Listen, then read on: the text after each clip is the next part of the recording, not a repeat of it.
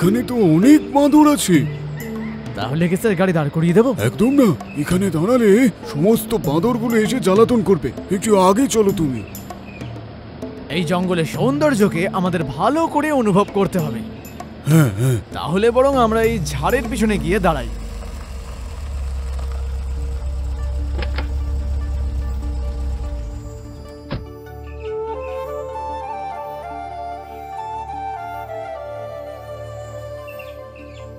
আহা, এই ঠান্ডা ঠান্ডা হাওয়া আর এই ফুলের সুগন্ধ, বিশুদ্ধ বাতাসের অক্সিজেন নিলে মানুষের রোগ এমনি সেরে যাবে।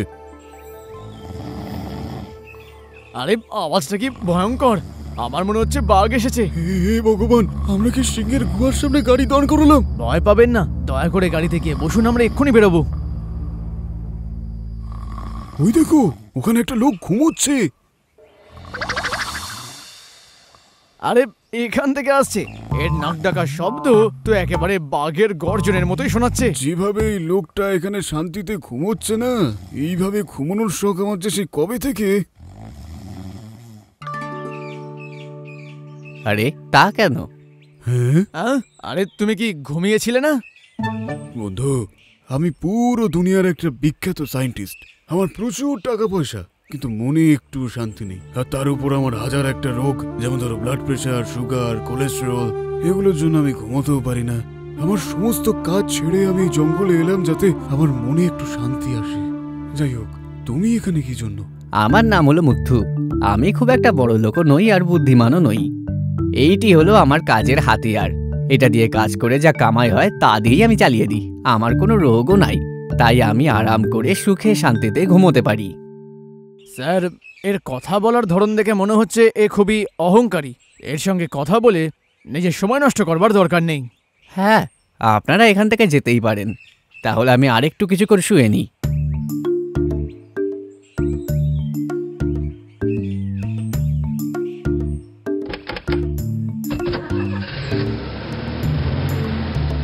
আসলে আমার মনে হচ্ছে যে ওর সঙ্গে কথা বলাই আমাদের উচিত হয়নি।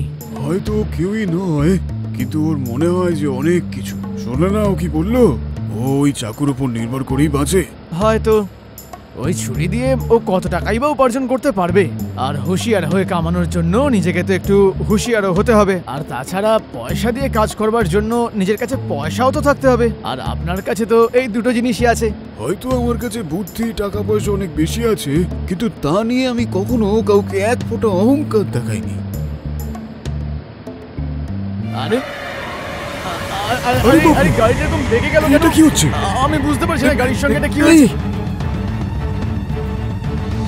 আমাদের গাড়ির চাকাটা গাড়ি থেকে খুলে বেরিয়ে গেছে। এবার আমরা কি করব? স্যার, আপনি তো হুঁশিয়ার একজন বিজ্ঞানী, তো এটার জন্য একটা আইডিয়া ভাবুন না। ঠিক আছে, একটা জ্যাকি, স্প্যানার আর 4টে নাট নিয়ে আসো। তাড়াতাড়ি চাকাটা ঠিক করব আর এখান থেকে বেরিয়ে পড়বো। জ্যাক আর স্প্যানার তো পেয়ে যাবেন, কিন্তু 4টে নাট পাওয়া তো অসম্ভব স্যার।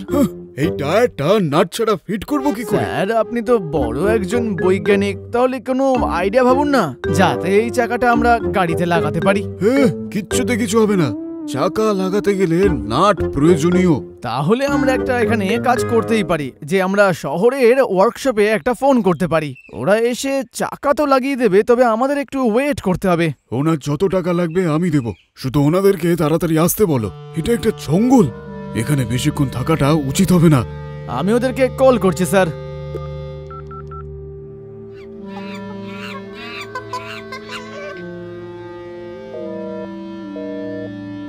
ওহো, ওয়ার্কশপে তো ফোনটাই লাগছে না। ধুত্তেরি, রিং যাচ্ছে না। না, কল লাগছে না, কারণ এখানে তো কোনো রকমের নেটওয়ার্ক কভারেজই নেই।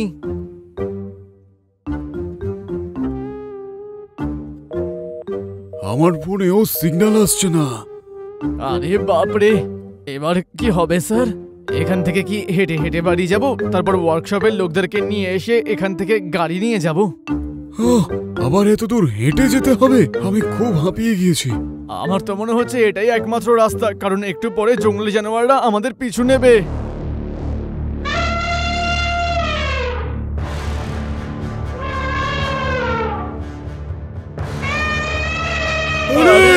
বাঁচাও!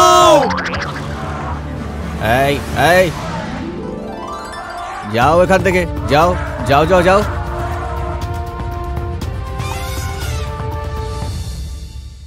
কি হলো বাবু মশাইরা, ভয় পেলেন নাকি? যদি একটা হাতি জোরে আওয়াজ করে কারোর দিকে তেড়ে আসে তাহলে কে না ভয় পায়? মধ্যু, অন্য গাড়ি আসার আগে পর্যন্ত তুমি কি আমাদের সাথে এখানে থাকবে? এখন তো সন্ধ্যা হয়ে গেছে বাবু, এখন কোনো গাড়ি এদিক দিয়ে যাবে না। আপনারাও তাড়াতাড়ি গাড়িতে বসে চলে যান। আমরা গাড়ি করে আর কোনোভাবেই এগোতে পারবো না। কি হয়েছে, আপনার গাড়ি কি খারাপ হয়ে গেছে?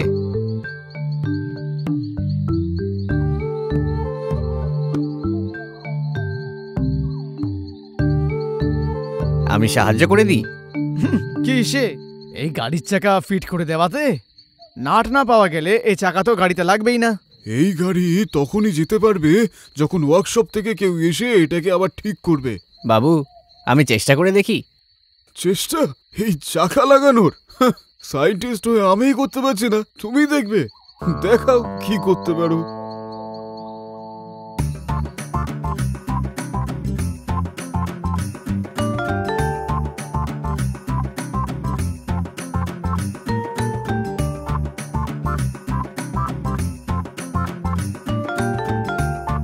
ওহো, তুমি এটাকে এইভাবে করতে পারবেই না। নাও ধরো, এই স্প্যানারটাকে ইউজ করো। আরে এটা কেন তুমি খুলে দিচ্ছ? বাবু আপনি দাঁড়ান আর দেখুন আমি কি করছি। এবার এটা দিয়ে ওই খুলে যাওয়া চাকাটা আবার লাগিয়ে দিতে হবে। হ্যাঁ, এ তো দারুণ হলো। এবার 4টি চাকায় 3টে করে নাট আছে। এই আইডিয়া আমার মাথায় কেন এলো না বলো তো? এবার আপনারা ভয় না পেয়ে এখান থেকে যেতে পারেন। মথু, তুমি কিন্তু সত্যি সত্যি একজন বুদ্ধিমান মানুষ। অনেক অনেক ধন্যবাদ মধ্য, তোমার এই উপকার আমি কখনো ভুলবো না। শুধু পয়সার বুদ্ধি থাকলেই কিন্তু হলো না, আমিও বুঝতে পারলাম কোনো কাজ ঠিক মতো করতে হলে যুক্তি দিয়ে সেটা বুঝতে হবে।